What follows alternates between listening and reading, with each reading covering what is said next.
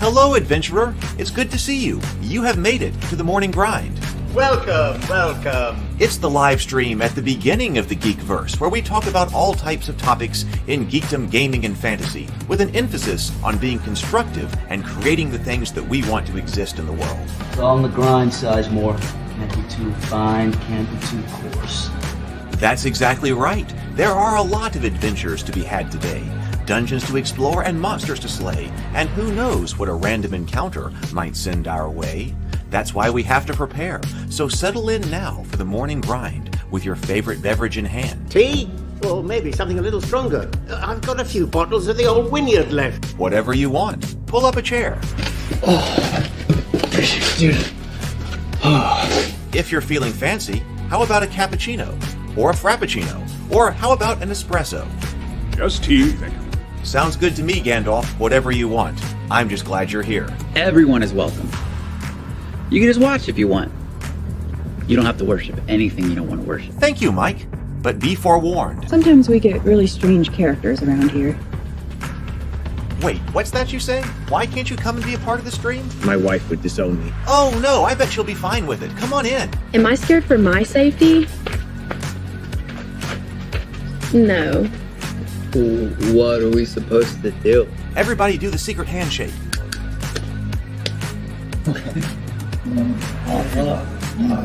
Secret cultist handshake. Oh, now do wizards who love each other. This, my friend, is a science. I still don't have gifts, but it's fine. It's all on the grind, son. Can't be too fine, can't be too coarse. Dude, this would be a sick place to bring the band. Indeed it would be, Dave. It really would. I'm seeing more people coming in. Welcome. Glad to have you here. Oh, look, here's someone new. Is this the cultist meetup? Yes it is. Come to hang out? Please accept me. I have nothing else. Okay, we accept you. Everyone's welcome here. Brought some snacks. Well, that makes things even better. You want some coffee? I don't drink coffee. You sure? It's cultist coffee. What makes it cultist coffee? I'm a cultist and I'm drinking it. Oh. Then I'll have some. What exactly is going on here? I'm seeing more people coming in. Welcome. It's so great to have you. Oh, and look, here comes another stranger. Can we help you? Yes, fellow cultists. I could really use some food. Oh yeah? Welcome. We have donuts. Oh, it's me. I'm glad I'm here. I'm sure you have a few questions for me, though. What's your name? Who do you work for? What god do you worship? Great questions, Rob. I'm Steve King, and I worship Nyarlathotep. No, not really. I'm just Heath, and I won't be worshiping anything this morning. But I will be your host. Welcome to the office. We're going to have a great time. I've got my coffee ready, because now it's time for the morning grind. If you could become a fish, that would be amazing. Then I could command you with my mental fish powers. Good evening, everyone. Welcome to my home. Welcome to the office. I'm Heath. I'll be your host, and welcome to the morning grind. I hope everyone is doing great today.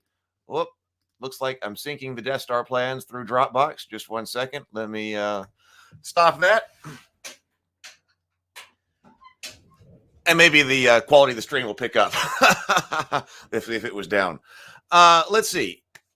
Hope everyone, like I said, hoping everyone's having a great morning.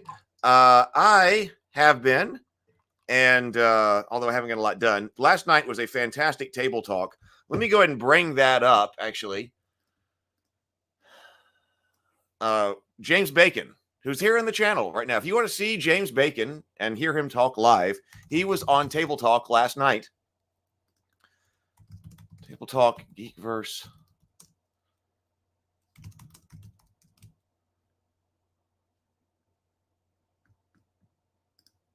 I'll bring that link up. But it was a fantastic conversation. And I really appreciate him being there and everybody who was there in the chat. And anybody who would like to watch on replay, that would be great. First of all, let's say good morning, Phaser Risk. Good morning. I'm going to respond to your email. I was talking to James actually last night after the show about Rabivania, because I've been using your technique to brainstorm, and then I realized the thing that I was trying to write is just not right again. So I'm going to do that again, but I'm going to reach out. I haven't gotten to your email yet. I'll reach out to you by email. Good morning, John. Good morning. Phaserissa, who's that chick in the bottom middle of the thumbnail? She's hot, LOL. That is my cousin Megan, and she was the co-host of Table Talk, co-host of Dinner and a Board Game with me.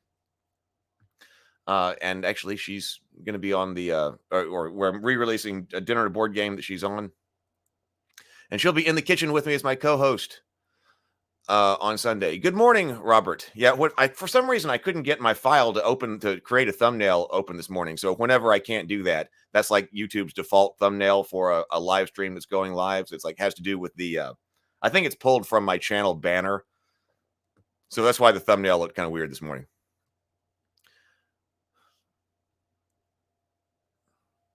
James says the delivery of my wife would disown me gets funnier every time I see it.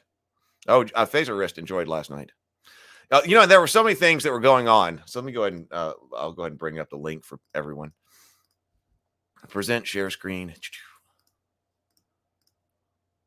So there we go. So this right here, good and evil in storytelling. This is over on the the new dedicated Table Talk channel. And check this out. Actually, check this out about Table Talk right here. We now have 683 subscribers. We had just passed 500 like Monday, because we were over 500 when Doug and I sat down to have our discussion on Napoleon Tuesday night. And we toasted everybody out of for 500 subscribers. So we were a little bit over it by the time we actually broadcast. That's why I specifically went and got the wine to toast everybody with.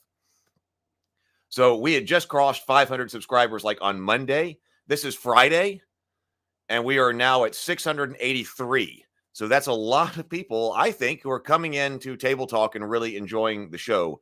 And I'm very glad. See, in the short term, yes, dividing Table Talk from this channel and also some of my other shows and things like that for branding purposes, that was an initial amount of trouble and a little bit of or more than a little bit of work as well. But I think it's that's been really beneficial. We'll talk more about that later on a dedicated show, because now like we've had like 183 people subscribe to the channel since Monday.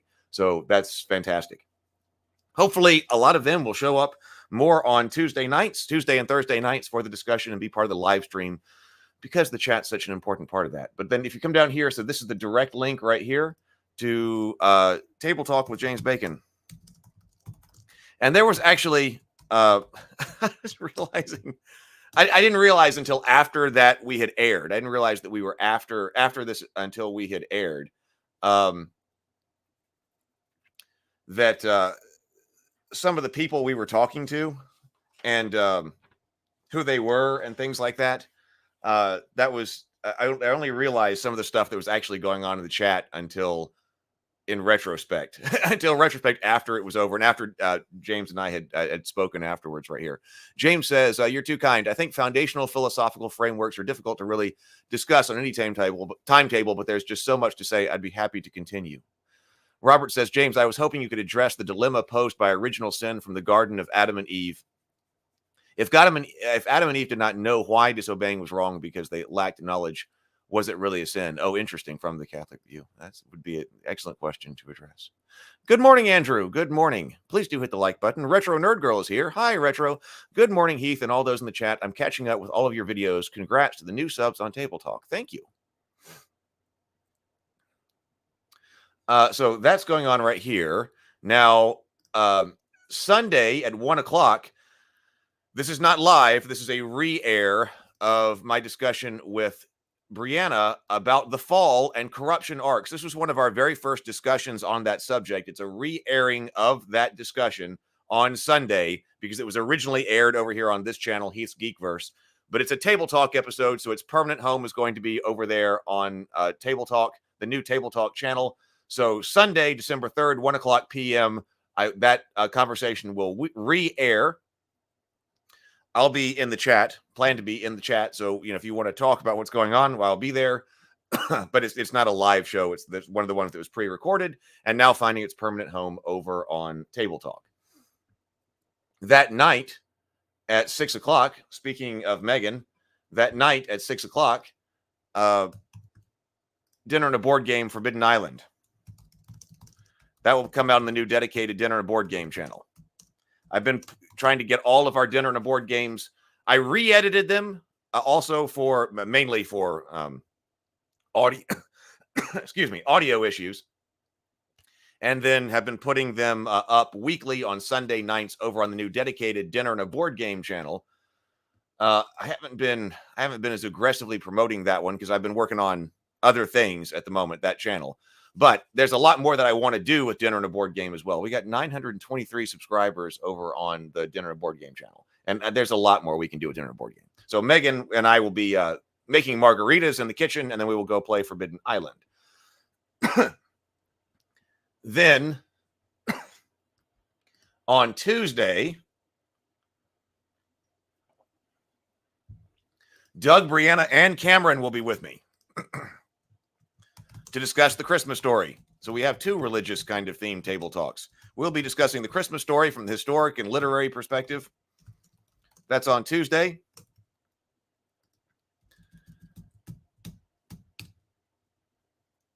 Tuesday night, 7 o'clock. That will be our Tuesday night table talk. I'm really looking forward to this conversation. And one of the things that we'll be talking about is how I adapted the Christmas story for the Trial of St. Gabriel. So this right here, we have 16 backers now here on the Trial of St. Gabriel. This is a short story. It's only $4 on Kickstarter right now. And what I'm going to do this afternoon, one of my big tasks is to finish the re-layout and reconstruction of my Kickstarter files for this.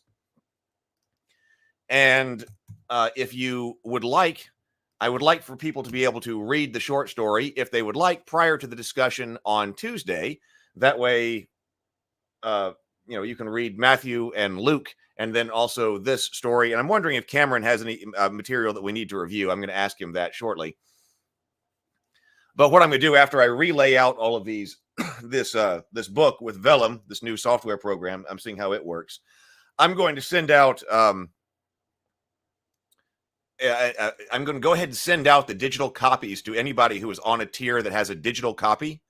That way, you can read it over the weekend. I'll probably send it this weekend. Have it. It's just a short story, and then be ready for the discussion if you would like on Tuesday night.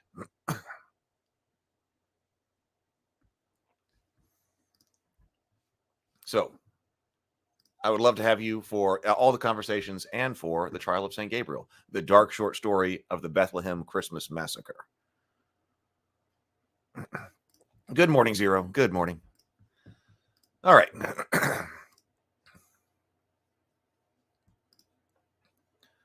Good morning, Terista. Are you a board game designer? Well, yes, I am. I have published 2 board games. So, yes, I have been.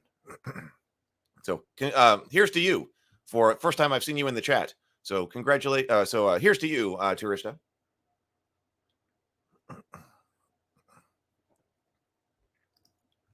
All right, let's do our morning sacrament by our morning reading.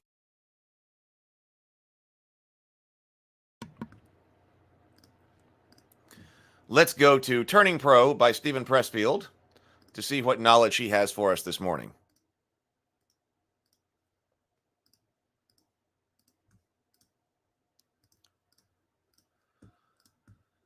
So, Stephen Pressfield, Turning Pro. My Smith Corona. Stephen Pressfield says, what was really happening in that house in the country? What was happening is I was hiding in the back of my Chevy van under piles of junk and rusting spare parts, sat my ancient Smith Corona typewriter. Why didn't I throw it away? I certainly wasn't using it. Fear and shame hung over me and hung over that house, just as they permeated every crack and cranny of the halfway house back down in town. I was terrified of sitting down at that Smith Corona and trying to write something and ashamed of myself because I knew I was terrified, but I was still too scared to act. My ambition was to write, but I had it buried so deep that it only peeked out in dreams and moments of insight that appeared at odd instances and then vanished without a trace. Everything I was doing in my outer life was a consequence of an expression of that terror and shame. And we didn't breathe and sip. I think I got confused on that because I was toasting to Teresa. So let's go ahead and breathe and sip. And then I tell you what, I'll do shadow careers as well this morning. So everybody got your favorite beverage with you this morning? Got it right here. Coffee, tea, whatever you've got. Let's take 2 deep breaths, complete inhales, complete exhales, deep inhales, complete exhales, and then take a sip of your favorite beverage. Let's take just a few seconds for our mental health this morning. A little bit of focus. Never hurts.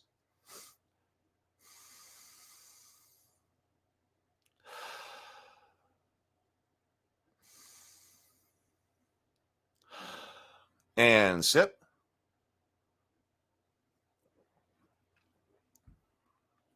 All right, shadow careers. Sometimes when we're terrified of embracing our true calling, we'll pursue a shadow calling instead. That shadow career is a metaphor for our real career. Its shape is similar. Its contours feel tantalizingly the same. But a shadow career entails no real risk. If we fail at a shadow career, the consequences are meaningless to us. Are you pursuing a shadow career?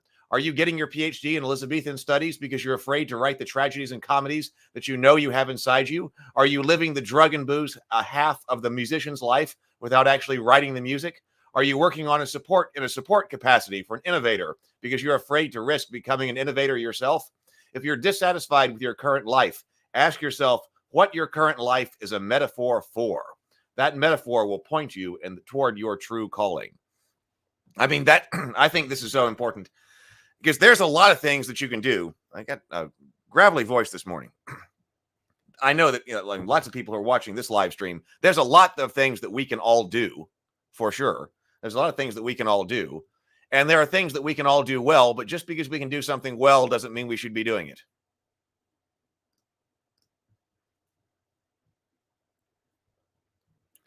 Good morning, Ree. Good morning.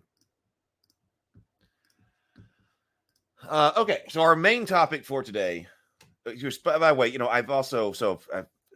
by the time I finish the first Rabavania whole story, I'm going to be more proud of that than I am of my PhD dissertation. I'll be taking a look at Cinefantastique this morning, specifically what it's saying about Star Trek II, The Wrath of Khan. Let me get this out and get this set up. When I finally get that finished, I'm going to be prouder of it than I am of my dissertation. But also, I had a breakthrough as I was looking at some of the new technology. Was that yesterday? I think it may have been yesterday, about how to get Tales of Rabavania YouTube videos done. Because we've been working on some of the AI technology, but I'm having some trouble with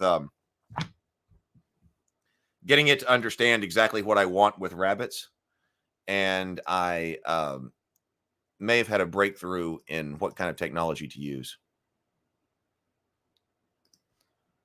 We'll talk about that soon. All right, let's see right here. So this right here, if you're just joining us today, this is a collector's magazine right here. This is Cinefantastique, a double issue that happens to have a lot of information on Ridley Scott's Blade Runner, also on Star Trek II. It also had a brief passage on what it called Revenge of the Jedi, which is Return of the Jedi. And this is from July. This is the July-August issue of 1982. 1982 here. And we've been impressed with the depth of this magazine. It seems like it's at a level that you just don't have anymore. In a world of tweets, and not even blogs. I mean, blogs, could be good, but the status of blogs and tweets today. All right, where were we? I think we may have been on this next page. No, not quite.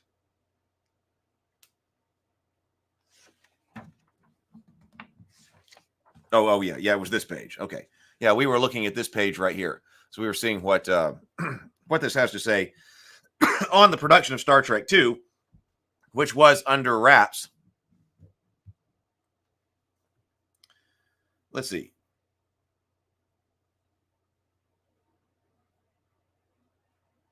I think we were right here. So let's see. We were talking about special effects. It says work began at ILM in September, well before the start of principal photography, using the model of the Enterprise left over from the first feature. So I think that's also interesting because they talked about how early they started storyboarding this, which I think is really interesting. Before the script was even complete. To me, that sounds like a lot of waste of time. If you don't have a complete script, why go to the storyboard? But they did. And then they actually had the special effects started. I mean, they got to know what they are. How early you have to have the entire vision in your mind about what one of these movies is going to be. So they were working on the special effects before I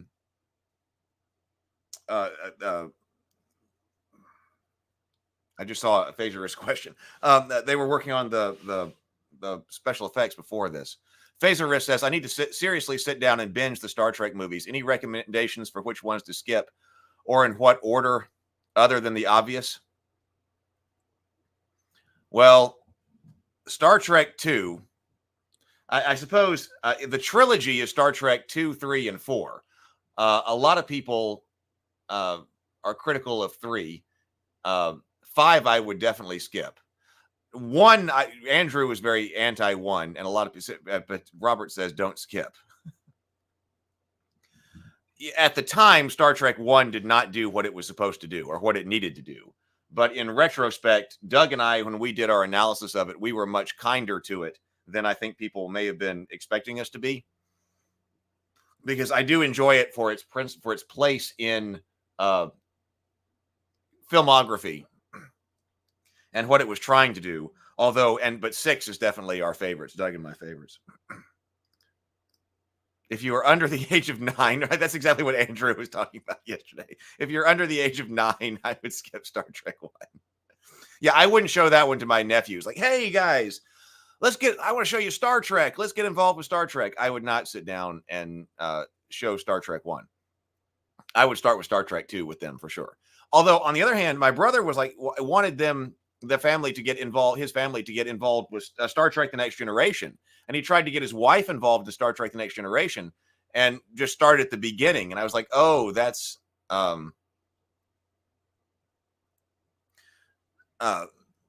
not the way to do it. Like, I don't think I would sit down with somebody like, hey kids, let's get into Star Trek The Next Generation. Let's start with Encounter at Farpoint and go from there. I wouldn't do that. Like, there are people online, on the internet that have, the best breakdown shows, the best shows, or the best Borg shows or the best Worf shows. I would be highly targeted to show 6 or 8 episodes of even that to somebody to let them know what Star Trek was. Okay, because of the model's complexity, ILM, had requested the advice from Trumbull, who had filmed it for Star Trek: The Motion Picture. Although ILM offered to pay all expenses, Trumbull refused to send any EEG technicians to ILM's San Rafael facility. Mastering the Enterprise, and master it they did, caused ILM no small amount of time and trouble. One of the most successful effects suppliers of the business, ILM tries hard not to look like a film studio. Sound stages there don't look like sound stages, and there are no fences, gates, guards, or badges. The buildings have no signs pertaining to ILM, parent company Lucasfilm, or special effects movie making. Only when you get deeper into non-public areas inside the building do clues appear. Large framed posters of Star Wars in French, Italian, Japanese, German, a photo of C-3PO carrying a bag of groceries down a Los Angeles street, a hand letter notice asking for cameras to be returned to the monster shop. Sitting at a big oak table in the conference room at ILM, Ken Ralston looked ruefully at the photo model of the USS Enterprise. The model is huge. It's over 6 feet long, and it's covered with custom-made white shroud bearing the Starfleet arrow. I hate that model, Ralston said, not without some fondness. I think it's made out of lead. I don't know what's inside it to make it so heavy. It took 8 guys to mount it for a shoot and a forklift to move it around. Ralston, 28 years old, teamed up with Jim Valou to supervise the special effects ILM did for Star Trek 3, like many people on the effects end of the business. Ralston was a kid who was fascinated with science fiction and monster movies. It was Harry Holston's shop, stop-motion photography, that first got him interested. Ralston worked several years in television commercials and was freelancing with an old friend. Dennis Murin asked him to come to work on a movie called Star Wars. Ralston had been with Lucasfilm ever since. Working with the big model of the Enterprise caused many headaches for Ralston and his crew. For the first movie, the Enterprise was given a super deluxe paint job and was extremely glossy. The idea was that if you moved the ship around, you would cast off iridescent shades of color, like an albino shell or albalon shell. In the movie, though, it doesn't quite work that way. Ralston decided to dull the finish down and add a little extra detailing to the surface. The ship won't look any different on the screen, he said. The iridescent effect still works, but having a little relief in the surface made things easier on us. We didn't have to horse around with the lighting to get rid of the gloss. I can see how a big glossy model would be a problem. I knew people would have more comments on which ones to watch. James says, I think in the case of Star Trek, obvious is best. They're all worth watching, and 5 has a take on family that I didn't really think nails that I think really nails the Kirk, Spock, McCoy relationship. John says Star Trek 1 would definitely be PG-13 these days. Really? Maybe even R for themes and subtext. Oh, interesting. Of course, they aren't all good movies. Several are boring and several are head scratchers, but they all provide context, and watching them gives you a meta understanding of the property. Andrew says the ILM doc on Disney Plus is interesting. Interesting to see them go from kit bashing to computers. I do love kit bashing. I love some of the physicality of this. You know, I was having a conversation with someone the other night because I can't see. I hope I've got to get, like I said, we're going to be really hitting the cultists hard after the trial of St. Gabriel. I'm kind of wondering that too, Robert.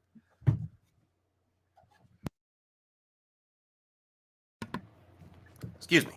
I was talking to somebody the other night, and I was telling her that everything is increasingly here at the computer, which is what we've talked about that a lot here on this channel as well, that everything in life is computerized. Everything only becomes more and more computerized. So much of my life is sitting here at the computer, no matter what I'm doing. But I do really enjoy the physicality of filmmaking, even though all of that's even though with the AI, generative AI technology, all of that's coming into the computer as well. I really, if we get serious about the cultists, it's a long shot. It's a serious long shot.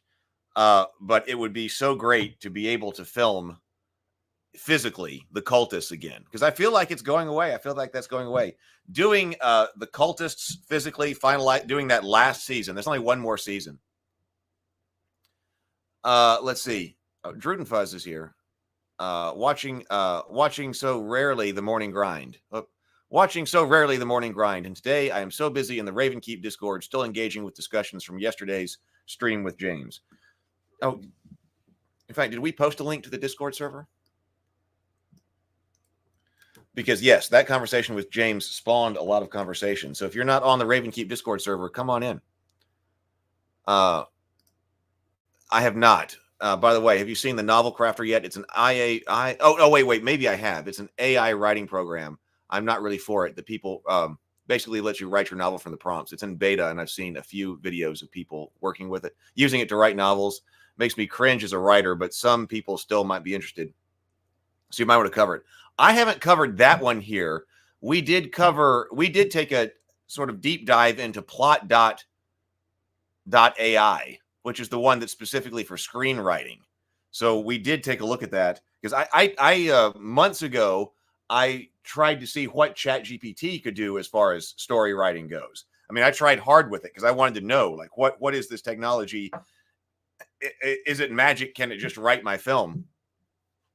And it could not. So we looked at what ChatGPT could do, and then we looked at plot.io. I haven't looked at Novel Crafter. But if we, but like I said, it would be great to do something physical again, to get out to shoot a, well, we'll check it out. We will check it out. See if it's any good. I'm not sure where my notes are. But then also, it would be so neat to go down. The only two physical things I can see myself shooting are The Cultist Season 3. And then I do think it would be amazing to go down for 3 days of work, like an extended weekend, to the Kingsland, Georgia USS Enterprise set and try to shoot a Star Wars fan film over 3 days. Actually, in good-looking costumes, because on that replica set of the 1960s bridge. But those are the only two really things I can see myself needing to do that's physical. Brianna is doing more physical stuff. She needs it as a director. Ralston used the traditional blue screen method to mat the ship with the background. Objects are photographed against the background of a particular shade of intense blue using a type of film that does not register that color. Anything that shade of blue does not appear in the film, leaving a clear area onto which another scene can be inserted later. Unfortunately, any reflection of the blue on the shiny surface will also disappear, resulting in a disconcerting hole through what should be a solid object. Such holes have to be painstakingly opaqued out of every frame. Any system has its problems, says Ralston. Some people become outraged for the effect if the effect isn't just right. They don't realize that while you want to do the best you can on each effect, you know that each shot isn't the whole shoot. There may be 40 more to do when you've got 2 weeks to do them in. In addition to its glossiness, the huge size of the Enterprise model caused the other problems with the blue screens. On some of the flyby shots, the camera had to be turned sideways and lifted up in the air to keep the blue screen behind the model. When Ralston used a wide-angle lens of the close-ups, the ship would sometimes come off the edge of the blue screen, and suddenly the stage or ceiling joists were in the picture. The same camera used in Star Wars was used to shoot the Enterprise and other ships. Ralston referred to it as the Flex, short for Distraflex, named for effects man John Distra. Even using its computerized mount, Ralston and his crew were always working on tall ladders or on their backs. When a shortened wire knocked out some of the lights on the Enterprise model, bringing filming to a halt, the person who was armpit deep inside the Enterprise, feeling for a loose wire, was 6'5" Steve Gawley, ILM supervising model maker. The 30-year-old Gawley was soft-spoken, shy demeanor, and direct contrast to his strawberry blonde hair and flaming red beard. He got his job through John Johnson, a special effects artist for Star Wars, and has been at ILM ever since. While the Enterprise model was built for the first movie, other models seen in Star Trek II had been to be built from scratch. The most notable was the Reliant, the ship Khan commanded to fight the climactic battle with the Enterprise. The Reliant was designed at Paramount, and the drawings were sent to ILM for execution. Given control of the actual building, Gawley was able to make the model smaller. Of the actual building, as in building the model. Given control of the actual building, Gawley was able to make the model smaller, lighter, and its wiring less complex than the huge Enterprise. In addition to the Reliant, the model department made small models of both the Enterprise and the Reliant for distant shots, and close-up sections of each ship for use in the space battle scenes. Said Gawley, it was very interesting and quite a challenge to construct models so that Ken Ralston and our pyrotechnics expert, Thane Morrison, could blow them up to smithereens on film without actually damaging the model. Andrew says, decades ago, my dad and I spent the weekend volunteering at an archaeological dig. It was fun, but would be tedious in the long run. Good to know, good to get away from the computer box when you can. Yes. I have also been on an archaeological dig. I did archaeological field school when I was in college.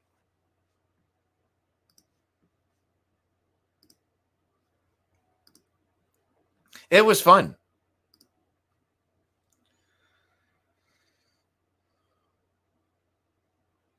Gawley had only a few months to build the models, which was tough even for his 10-man crew on Star Trek II. We started in September and finished in late December, he said. I've been dealing with the producer, Robert Sallin, since late August. He's been very involved. Because of the short schedule, Gawley took some shortcuts. The Space Lab Regula 1 was actually a space station left over from the first movie, built by Magicam. It was the orbiting platform the crew of the Enterprise assembled on before boarding their ship in dry dock. Gawley took the model, turned it upside down, took a few things off, added a few things, and christened it a scientific space station. It was quite cost effective, he said. And we talked about that when we saw that the regular space station is the upside down version of the thing orbiting Earth. Ralston was much happier with ILM's Reliant than with the Enterprise. The Reliant is a nice squat contraption that looks a lot more believable to me, he said. The Enterprise takes the best of it. The ship takes the best of the Enterprise, rearranges it, and then adds a few goodies of its own. It's much easier to have it sit there and look right, and the model is great. It was made of vacuum-formed plastic, and 2 guys can mount it on pipes for a shot. The wiring of the Reliant was much simpler than the Enterprise. Ralston had to painstakingly rewire an elaborate network of switches on the Enterprise to a big console every time they mounted it. I'll probably get attacked for this, but I'm just not crazy about the original design of the Enterprise, says Ralston. It's a shape that does not lend itself easily to looking good in the frame. It's hard to come up with angles that really look like anything. There are only 2 good angles on it.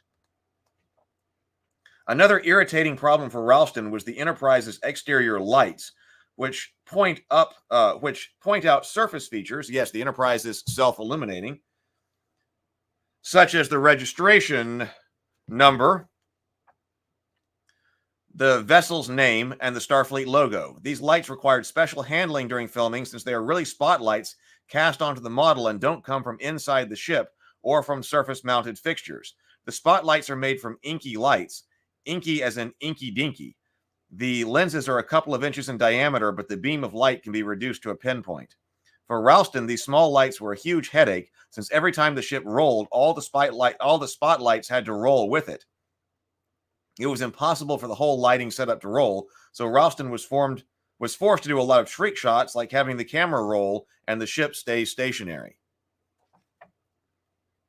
Phaser Riss says, I've always wanted to go on a dig. I have a theory dinosaurs were killed by sudden expansions of Earth's gravity and not by an asteroid, considering their size, LOL. Well, that would be a paleontological dig, right? We were digging out here in Alabama. There's a lot of course, Native American Indian sites.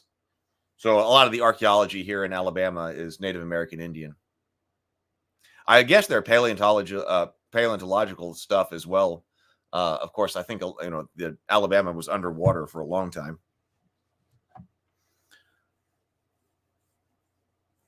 There's the Museum of Natural History at the University of Alabama. They might have a paleontology department.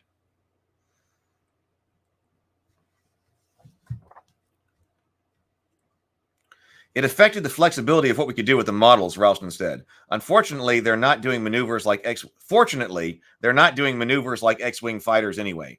They sort of just lumber along, and that's what's going on all around them that creates the excitement in scenes like the Grand Slam finale, the battle inside of a nebula. During the fight in the nebula, both the Enterprise and the Reliant sustained heavy damage. The Enterprise actually has part of its hull punctured by phaser fire. To create the damage, Steve Gawley and his model makers first sculpted a big section of the Enterprise, the diagonal main strut affair just below the saucer, out of wax. The shooting lights got the soft wax hot enough that Ralston could go in with the sculpting tool and animate the phaser fire opening up the hull like a can opener. I think I had heard that before. James says, Candace thanks you for making the distinction between archaeological and paleontological. Andrew says, we were in Cactus Hill, VA, because it was somewhat groundbreaking. See what I did there? We had to flag any bits bigger than a pinky thumbnail. So it was a little extra tedious, but interesting in the short run. James says, I always ask her questions about dinosaurs to mess with her because it's all archaeology anyway, LOL. But I think I remember this from something else too, that was the destruction of that with the phaser fire was wax that was like hand animated with wax. I mean, that's really neat. On the Reliant, the roll bar, the piece that stretches across the top of the ship, blows up. Instead of destroying that piece on the model and rebuilding it every time, it was designed so that a lot of the structure would remain intact. Part of its skin was wax and filled with all sorts of explosives and little plastic scraps called nurnies that would fly out. With filming the optical effects already in progress at ILM, Star Trek II's director was chosen. Okay, hang on. So we're about to go to the director. Let's see what this is going on over here. So this is a passage on costume design.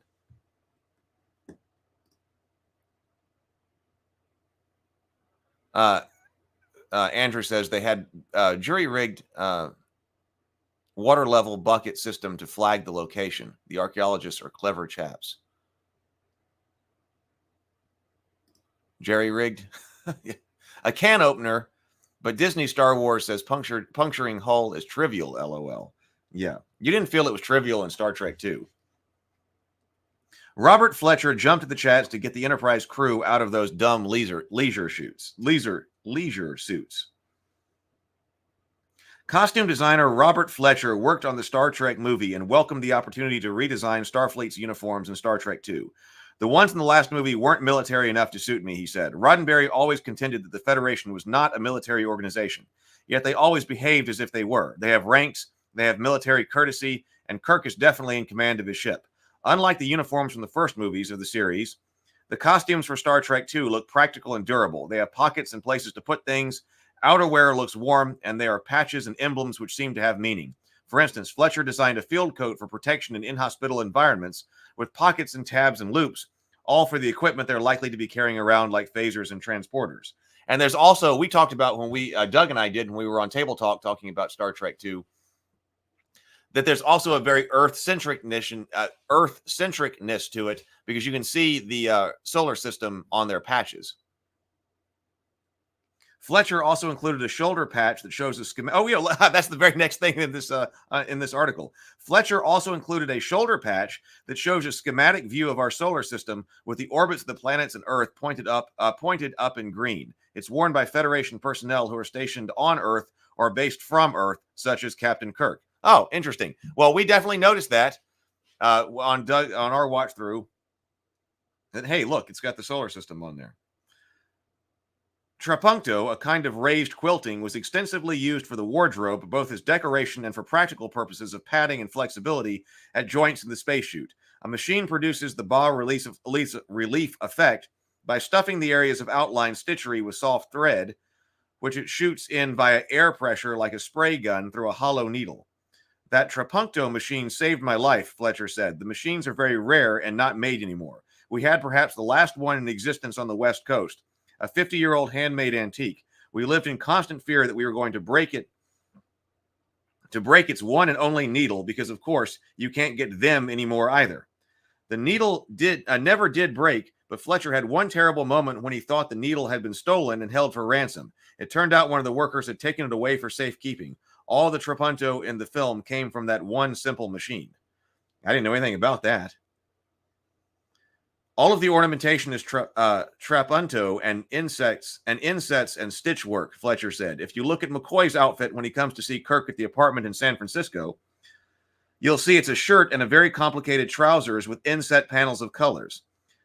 I also tried to bring out the personalities of the characters in their clothes. Kirk, for instance, is a man who likes luxury, a man with an ego. He'd have clothes which are showy in an elegant way. Kirk's shirt has trapunto work on the cuffs and in the shirt front. The sophisticated clothes worn by the crew members of the Enterprise are a far cry from the barbarian splendor with futuristic embellishments worn by Khan and his band of marooned followers. Their basic clothing, Fletcher decided, was what they had on them when they were stranded, which were space outfits from the 1990s. In fact, Fletcher was shown the Space Seed episode, so he could work from there. And I always thought this always looks so cool, I thought, when Khan shows up.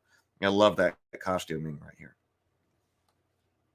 The costumes of Khan's desert survivors were designed by Robert Fletcher to appear as if they were made from upholstery, circuit wiring, and spare parts. Khan's outerwear right, a ragtag follower above. Costume designer Robert Fletcher points to 3 rings of trapunto stitching on the arms of engineers' protective suits. Trapunto was used on the collars of Fletcher's redesigned Fleet uniforms, modeled by William Shatner as Captain Kirk. Oh, so that's this stuff up here, the collars of that of their undershirt there. Huh. Of course, I didn't know anything about that. Phaser Risk says they need to start plotting and planning now. That way, when we finally get people to Mars, people on Mars, and film a new Star Trek movie there, it won't suck. They know that, eventually we'll have the very first film shot on another planet. Or a scene. Actually, I wonder if there has been a scene from another planet already in the movie. Has there been like footage from one of the rovers on Mars that's actually been used in a film? We may already have the first footage from another planet. I don't know. Robert says the costumes also make them appear potentially alien at first, making the human face reveal slightly shocking, or at least surprising. Right, yes. No, I think you're completely right. When he shows up like that, or, because you don't know it's Khan either. I mean, you don't know what this is. This guy right here shows up, and you don't know what that is. Yeah. I completely agree. The rest of what Khan's people wear are additions made from pieces of the upholstery, drapes, and other fabrics on the spaceship, plus ornaments they've made. As in most primitive societies, there would be a desire for ornamentation, Fletcher says. I suppose that to while away the time, they made themselves belts, necklaces, armbands, and so on from pieces of the spacecraft. We actually did utilize circuitry, wiring, and cannibalized machinery. Raggedy black robes are what people wear for moving around on the planet in the constant sandstorms. Based on Taurig garments from the Sahara, Fletcher and his crew made the robes, sort of burnouses, out of desert cloth, a heavy, nubby cotton, then dyed the robes black, and then bleached them to show wear, painted over them for stains, and dribbled on wax, paint, and other muck. Each one of Khan's followers was also given an individual protective mask made of some piece of metal, and Fletcher figured that the people had made gloves out of vinyl and other upholstery material, sort of fusing it together with hot iron and winding other stuff around and stitching it where possible. Those gloves were a bitch to make, he said Fletcher, but I'm proud of the way they turned out. Khan's gloves, which he only removes a single glove. Okay, so now we're getting on to the director here. So actually up here, Gamma Regula, a lifeless barren planet which serves as the subject of the Genesis project, was constructed at effects supplier ILM in San Rafael, California. Production coordinator Warren Franklin watches the 300-pound tabletop set for close-ups take shape under the hand of model maker Bob Dippenbrock. For long shots, half a sphere mock-up inset was constructed.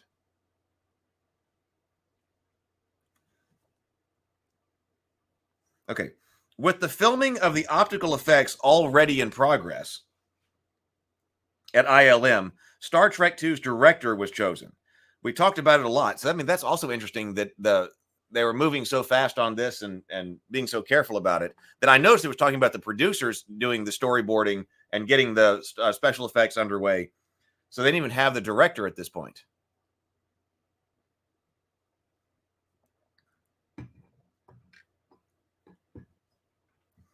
Phaser Risk says, I remember when I was a kid, our climate change wazo was a hole in the ozone layer, and we're told we'd all be living underground and wearing suits like that above to protect us for the sun.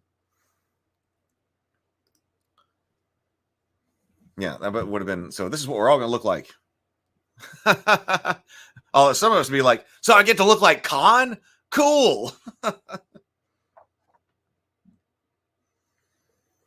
We talked a lot, producer Robert Sallin recalled, but Nick Meyer's vision for the work was the first one that really struck a responsive chord in me. The man is a brilliant director, or brilliant writer. He understood the story we were trying to tell, which transcends high adventure on alien planets. Meyer was sensitive and perceptive, and I liked his sense of character interplay, the conflicts, and the human elements of the story. His ideas brought dimension that broadened the scope and material that we were working on. Robert Fletcher, who designed the costumes for the first Star Trek feature, was hired to design costumes for Star Trek II. Nick Meyer wanted the costumes to be dashing and a little romantic, said Fletcher, emphasizing the departure from the bland uniforms he designed for Star Trek the Motion Picture. These designs were dictated by Gene Roddenberry, who wanted a sprayed-on look, and director Robert Wise, who insisted the costumes be monochromatic to focus attention on the actors' faces. Interesting. In changing the Starfleet uniforms again, producer Robert Sallin used the rationale that uniforms styled of our own present-day Navy had changed in the past 10 years. I thought the series uniforms looked like stretch Dr. Demons, said Dr. Denton's, said Selen. And the first movie's uniforms look like leisure suits. We decided to have the uniforms that looked like uniforms. To get a sleek, colorful military look for the uniforms of Star Trek II, Fletcher went back to traditional military fabric, natural fabrics, not synthetics. I think the reason that clothing now seems loose and unstructured is that for all the practicality and washability, synthetic fabric doesn't tailor very well, said Fletcher. They're terribly limited in use. You can't mold them. They don't dye. They don't drape. They don't do a goddamn thing that fabric should do. And they have a very raw, hard colors. The colors I wanted for this film are what I call corrupt colors, continued Fletcher. And of course, if I would love, I don't do a whole lot of cosplay or anything like that, but man, I would love one of the Star Trek II uniforms. I would totally wear that if I go to conventions. My favorite Starfleet uniforms by far.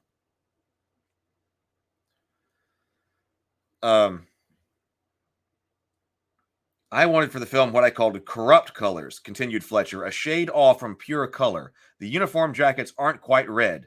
Kirk's civilian shirt in the scenes placed in San Francisco is sort of a dusty teal blue, and Spock's Vulcan robe isn't true black. Everything's an ish color, maroon-ish red, brownish green, purplish black. They're not colors you see today, so in a subtle way, they indicate another time.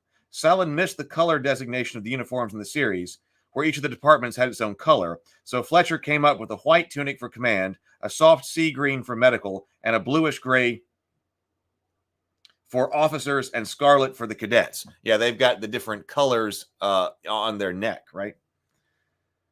Which is, yeah, the throwback to that. I figured that's what that had to be. Rank and station designations are carried forward on the sleeve and stripes, and some detailing on the jacket front. The wardrobe for Star Trek II was made at Western Costume, the huge motion picture manufacturer and rental facility just off Paramount's lot. Paramount had a very good ladies department, but the tailoring department wasn't up to Fletcher's standards. The biggest asset of the clothing department at Paramount's were their storerooms filled with enormous stocks of old fabrics, silks, pure wools, some of them 40 years old, but kept in the dark and in good condition. Wonderful natural fibers like those are almost impossible to find anymore, said Fletcher. Paramount is one of the last studios that has stocks, and even it is no longer acquiring for the future. When their stocks are gone, there won't be any more. Among the few costumes which weren't made for Star Trek II are the spacesuits with self-contained life support systems and propulsion backpacks, and Spock's Vulcan robes. Both are styles Fletcher designed for the first Star Trek movie. The spacesuits are made of spandex. One challenge in the costume design was to make the contemporary commonplace closure devices, such as zippers and snaps, look futuristic. The method of closing the flaps in the jacket, where it crosses over the chest, was a bit of a problem. Fletcher and his crew rejected zippers and buttons right off, which left them with either hooks or snaps. Fletcher decided on covered snaps, black, sewn on black tape. Even so, yeah, this is such a fantastic article. James says, or Druden Fuzz says, yes, that Star Trek uniform is indeed the best. And if somebody really knew how, if there was a costumer who really knew how to do it and take on commissions, man, that would be amazing. James says, that's an excellent vision of the use of color in the film. What we don't see being worn today, do that. The Outcasts Creative? Is this the first time I've seen you in the chat? If so, here's to you. The Outcast Creative says, buddy, I'm lucky enough to have seen this film at the cinema about 6 times. Wow. See, people used to see a movie they liked and watch it more than once in the theater, right? It's not really something you do anymore today. Probably I would have done exactly that. I love this kind of information. Look at this. Okay, so here's the Terrell and Chekhov on that planet.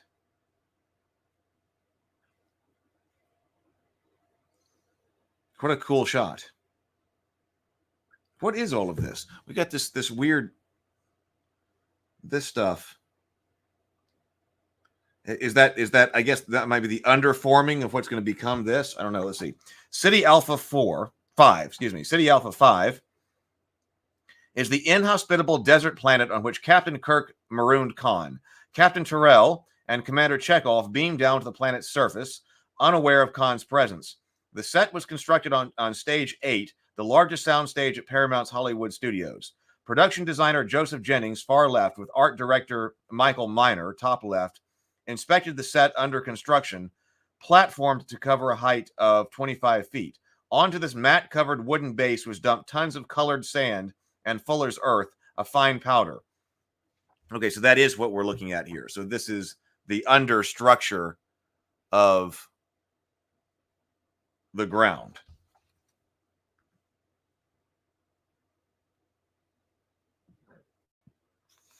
Drudenfuss says, I've seen it on the big screen only as part of a movie night when all the Trek films were shown one after the other. I would totally go to that. James says, my first Star Trek theater was Star Trek 6.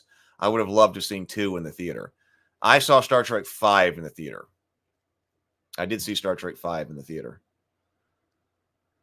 Andrew says, not sure with the recent news in downtown, FIDM has had a free museum that features Oscar-nominated outfits, some TV as well. Really fun to see that stuff up close. Also, actors are tiny people.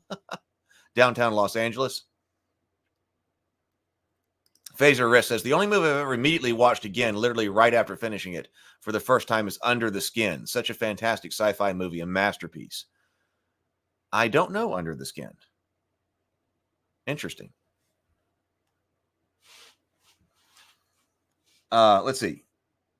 4 huge Ritter fans were used to blow the dust and sand into a blinding storm. An immense cyclorama painted to match the set was hung around the walls of the soundstage, which is what you're seeing right here. Film crews, right, were forced to wear coveralls, boots, masks, and goggles with the camera and all equipment shrouded in plastic to prevent breakdowns. Oh, so that's what's going right over here. Camera material wrapped in plastic. Cast members only had their costumes for protection.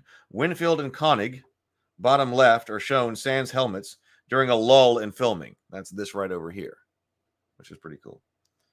The actors found their costumes almost as uncomfortable as the set. The spandex spacesuits from Star Trek the Motion Picture were unventilated. The actors only had 5 minutes of air once the helmet was attached and had to signal by voice mic when a breather was necessary.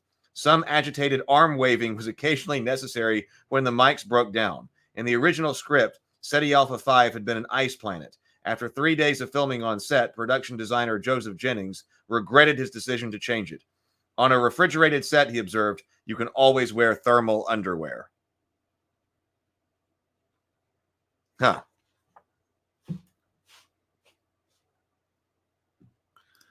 Andrew says, I saw Star Trek 1 in the theater, ! Saw Star Trek 2 on Laserdisc at a birthday party. I never had a Laserdisc player, but I knew people that did. It seemed so crazy futuristic. Yes, I remember the big laser discs. That did seem like major future technology. Like, I think the school had one. I don't think I knew anyone personally who had one. But like the school had one.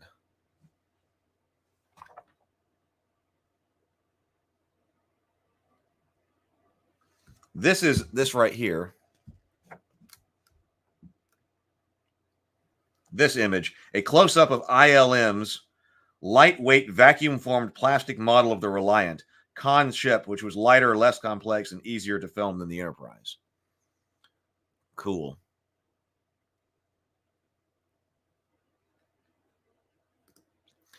James says, we treat information differently these days. The journalist who wrote this article knew it had to communicate as much as possible because they only had one shot and it was on a short timeline. Yeah, this is going to be the Star Trek 2 magazine.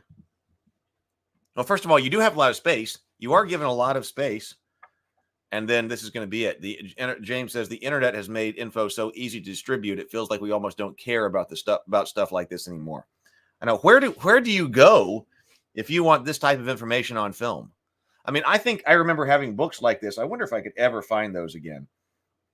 Some of my favorite books as a kid were I had books on the making of Star Wars, and they were like this. They were probably about this thick, and they were magazine sized, had soft covers, and it was went into what seemed like a lot of detail on making The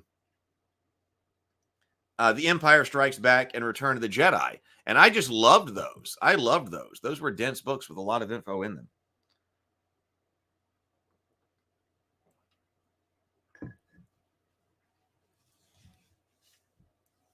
Oh, we're close, man. Okay, so how much time have we got here?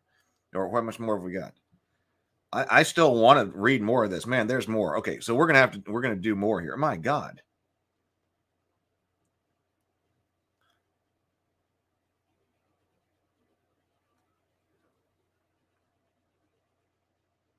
Okay, so we're gonna have to do. Was this number 3, part 3? We're gonna have to go to part 4.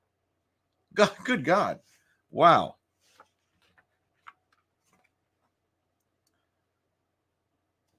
I can't hang too much longer today because I got to do some writing, and I mean I got to get this book laid out.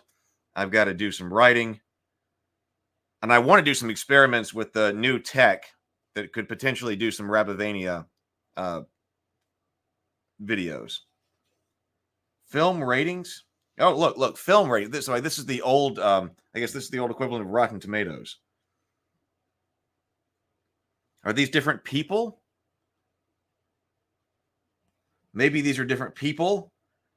And then, so if you've come up with what reviewers. Oh, yeah, it is. Right. Look down here. BD is David Bartholomew, for instance. And then here are a bunch of different films. And then here's our must-see, excellent, good, mediocre, worthless rating here. Huh.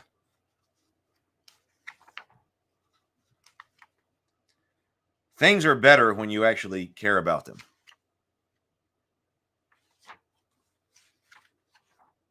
I wish I had known about this magazine. Of course, I was a little bit too young for this, but I don't know how long it was published, but I would have loved this. I would have loved this.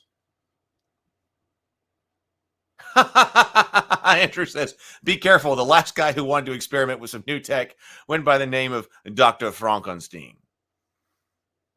The old equivalent of Rotten Tomatoes. You mean you could actually trust when you could actually trust movie reviews? Yeah. All right. Well, all right. This has been fantastic. We will continue with taking a look at Star Trek 2 then in the future. We need to at least mention the Cinefantastique magazine on Table Talk one night. In fact, it would be great if we could talk to somebody who was involved in this magazine, maybe on Table Talk. Star Wars is still there, but the indie one is gone. You'll have to order it online someplace. All right. Well, everybody, have a wonderful day. Go forth, be creative, be constructive. I'm going to try to be as productive as possible over the next 48 to 72 hours and try to get some stuff done. So everybody have a wonderful night, a wonderful day. I will talk to you in the morning. Later, everybody.